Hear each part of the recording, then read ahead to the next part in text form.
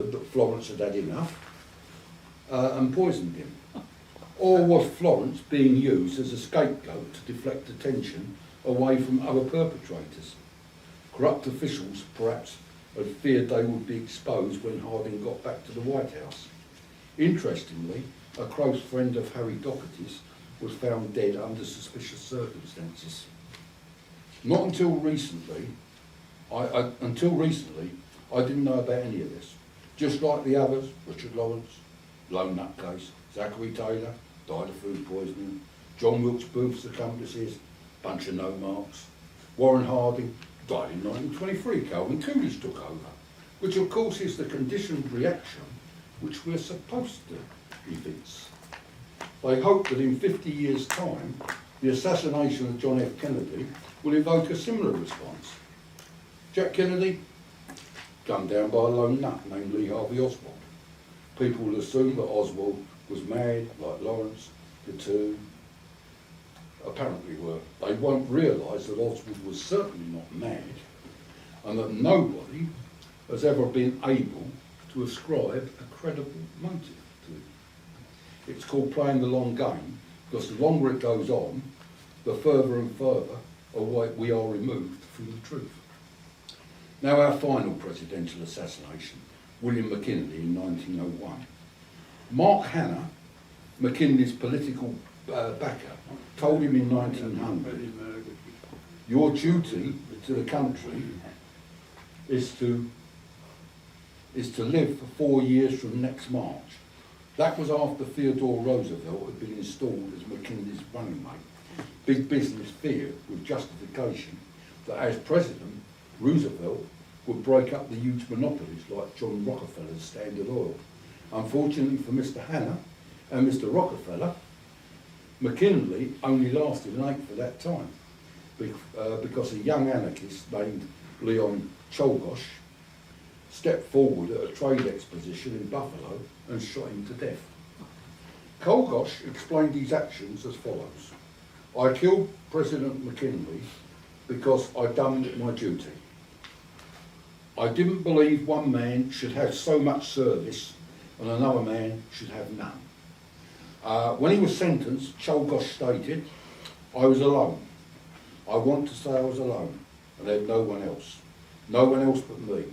I never told anything to nobody. I never told anything of that kind.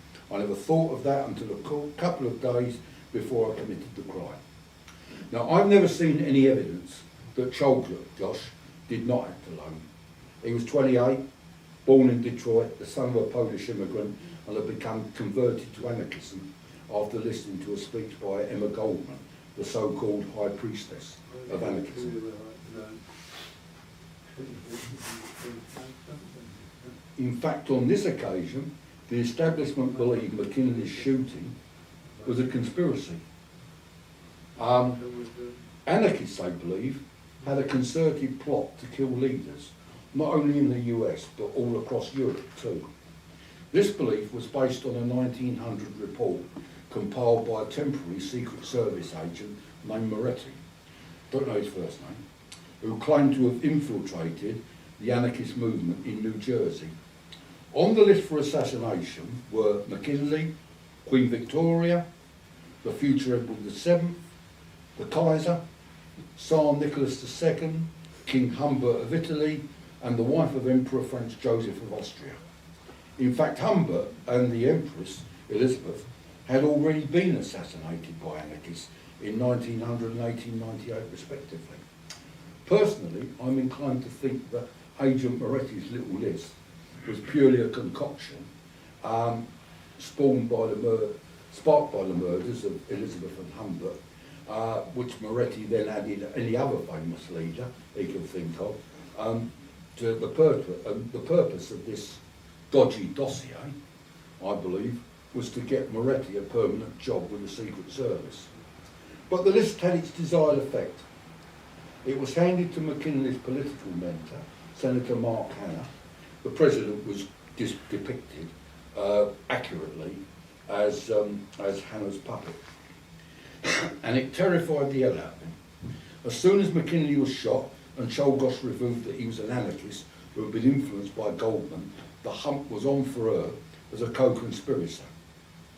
One newspaper headline ran, "Assassin of President McKinley, an anarchist, confesses to having been incited by Emma Goldman. Woman anarchist wanted." In fact, Czolgosz has said no such thing, only that his political beliefs have been shaped by Goldman. On September the 10th, 4 days after McKinley's shooting, Emma was arrested in Chicago. So too were 11 of her friends and fellow anarchists as co-conspirators. Goldman was selected to a venomous interrogation. One detective barked at her, "You were with Czolgosz in Buffalo. I saw you myself." This guy's in Chicago, by the way. Good eyesight. Yeah, excellent eyesight.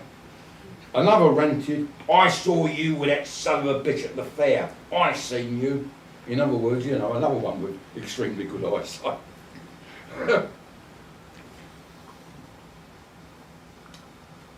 Even the prison governor, Czolgosz's subsequent execution on October the 29th got in on the act, saying, "Why do you shield that bad woman, Emma Goldman? She has betrayed you, Leon." Czolgosz replied, "She had nothing to do with my act. I did it alone." New York made repeated attempts to extradite Goldman to be tried for conspiracy, but happily she was eventually freed. They just couldn't find any evidence. They tried very hard, but they couldn't find any. The reaction of the business community to McKinley's shooting is interesting. The immediate reaction in New York City, and he wasn't dead by this time, was, "What will happen to the stock market?" Charles Schwab, president of US Steel, summed up the business and financial community's reaction. "Should the president die, it would certainly have a most distressing effect upon business and industry." Also revealing is the immediate response to the shooting when the press heard the news in the offices, in the offices of one newspaper at least, the New York Journal's head copy boy burst into the managing director's office and shouted, "McKinley shot at in Buffalo by a crank." By a crank? How do they know? Yeah? It illustrates that even in 1901, people have been conditioned to think of assassins as lone nutcases. Except that just as with the cynical ploy to frame and remove Johnson in 1868, on this occasion it suited the establishment to try and prove that McKinley had been the victim of a conspiracy. Had they done so, then they would have been able to crack down on the anarchist movement and dispose of its leadership, and that in turn would have led on to the suppression of socialists and trade unions, whom the conspirators conveniently lumped in on the same package. By the early 1900s, the industrial workers of the world, the wobblers as they were known, had become a major thorn in the side of the employers. On July 22nd, 1916, the San Francisco Chamber of Commerce sponsored what it termed as a Preparedness Day parade, a propaganda exercise by big business who thought they would benefit by America joining the First World War, as indeed they did. At precisely 6 minutes past 2 in the afternoon, a bomb went off in the crowd. 10 people were killed, over 40 injured. Although very largely forgotten today, the Preparedness Day bombing resulted in one of the most infamous miscarriages of justice in US history. Tom Mooney, a leading organiser of the Wobblers, and another young trade unionist named Warren K. Billings were arrested and tried for the bombings.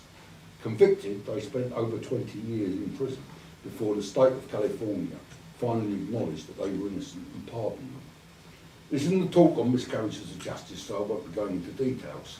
Anybody interested, you'll find it obviously on the internet, or you'll find that if you can get hold of a copy of Kurt Gentry's 1967 book, Frame Up, I think most of you will find that very interesting.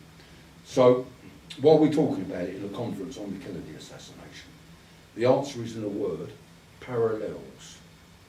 The case against Mooney and Billings was orchestrated by the San Francisco Chamber of Commerce, whose puppet the district attorney, Charles Fickett, was. They wanted to go to war because it meant massive profits, and the bombing fueled pro-war feelings. It was a war bitterly opposed by organisations like the Wobblers and other trade unions. Planting bombs which killed and maimed innocent people was a good way of discrediting the Wobblers and the other unions, and it served the twin purposes of damaging the union movement in its war against big business. The parade, in fact, was not only a pro-war demonstration, but also a demonstration against the closed shop. One source later commented, having immediately interpreted the bombing as a manifestation of labour violence, San Francisco business leaders clung to this interpretation. Their intense interest in the case and its dogmatic insistence upon the guilt of the defendants left little doubt that it considered the prosecution to be significantly connected with its own efforts to counteract the power of San Francisco labour. The perpetrators of preparedly staged bombings have never been apprehended. One school of thought argues that the Chamber of Commerce arranged it themselves. And they had previous detectives hired by the Chamber's campaign manager had attempted to plant bomb-making equipment on Mooney and other trade union leaders, and had actually placed several sacks of dynamite under railway trestles. The parallels here are with what was happening in 1963. For San Francisco business leaders in 1916 were US steel magnates in 1963, whom Kennedy denounced as men whose pursuit of power and profit exceeds their sense of public responsibility. Just as you had a burgeoning war movement in 1916, which promised of great wishes to come, so in 1963, the military-industrial complex was pushing to go to war in Vietnam, out of which the defence industry made huge amounts of profits. We all know about Bell helicopters, don't we? Standing in their way was President John F. Kennedy. That obstacle was removed, and ever since the US establishment has attempted to maintain that his murder was the act of a lone nut. Just as in 20 years following the conviction of Mooney and Billings, the California authorities fought to maintain the fiction of their guilt. In fact, there is actually one person who straddles both the Mooney and Billings case and the Kennedy assassination. Anybody want to guess who that is? No? Well, I'll tell you. I'll leave it to Tom Mooney to reveal who it is. Commenting on the 1938 California race for Attorney General, Mooney wrote, "A candidate who must be defeated at all costs is Earl Warren, who is the mouthpiece of the most reactionary political group in this state. Warren," Mooney went on, "is the thicket of 1936 to 7. When Warren did get elected, which was Attorney General of the state, he wrote to the new governor, who intended pardoning Mooney, saying, 'I trust that any action you may think on Mooney's pardon, you will bear in mind that today law enforcement is at best difficult of accomplishment, and that you will neither cast any unwarranted reflection upon the agencies charged therewith, nor lend any encouragement to those forces which are opposed to the enforcement of our laws and to the maintenance and security of life and property. In other words, you must preserve the established order at all costs, even if it means covering up for those responsible for framing Mooney and Billings.' And a quarter of a century later, we have Earl Warren and his report into the Kennedy assassination.